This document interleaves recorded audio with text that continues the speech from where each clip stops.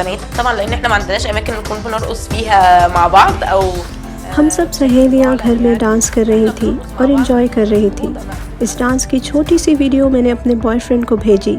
इसमें कोई जिनसी मवाद नहीं था, बस लबास कदरे बारीक था।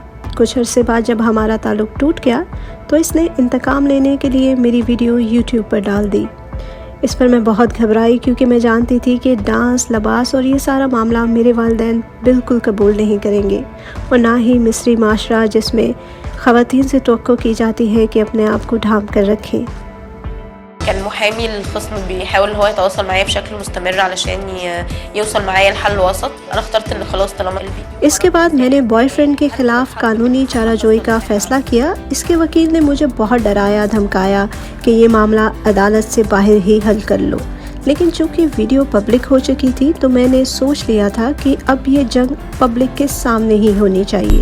حد يستخدم لينك للفيديو على اساس ان هو يقول للناस دي غدير احمد بتاعت ثورة। मैंने हद की इज्जत का मुकदमा तो जीत लिया, लेकिन वीडियो यूट्यूब पर पड़ी रही। कई मर्दों ने मुझे गाली गलोच और बुरा भला कहा। इस सूरत हाल से आखिर मैं तंग आ गई और मैंने खुद ये वीडियो फेसबुक पर डाल दी और साथ में लिख दिया कि अब वक्त आ गया है कि किसी खातून के जिस्म को इसके खिलाफ इस्तेमाल करके इसे बदनाम करने का सिलसिला ख़त्म हो।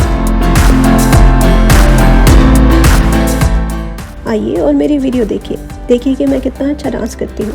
कोई वजह नहीं कि मैं इस पर शर्मिंदगी महसूस करूँ। मेरा जिस्म शर्म के लिए नहीं बना।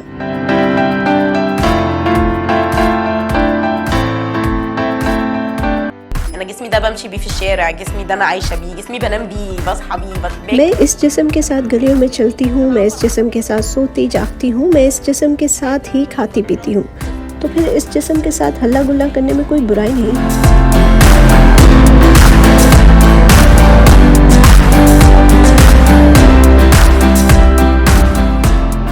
चाहे लड़की की गलती हो या ना हो, इल्ज़ाम इसी पर आता है। इसलिए लड़कियां ब्लैकमेलिंग से डर जाती हैं। لازم كل فترة تظهر بنت تكسر قالب معين। लेकिन अब वक्त आ गया है कि लड़कियों को उठकर कहना होगा कि हाँ, मुझे ऐसे ब्लैकमेल किया जा रहा है।